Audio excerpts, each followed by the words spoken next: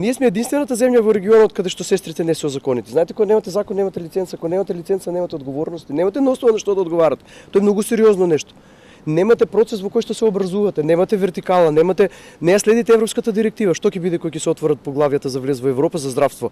Ние немаме ниту една дефиниција по основ на европската директива за образование каде што се овакво признаените професии или валоризираните професии или како што во Европа кои што се пропишани каде една од 7 е професијата на медицинските сестри. Знаете тоа колку нешто значи? Значи треба само да го спроведете. Тоа се прави за вредноста на пациентите. Па ние треба сега да размислуваме за вредноста на пациентите. Кој тој пациент кој што не сака да го лекува високо образувана сестра? Кој пациент сака да кружи околу него сестри да вика јас имам високо, ама мене ме плаќаат средно? Му е гајле. Значи тој сака нега.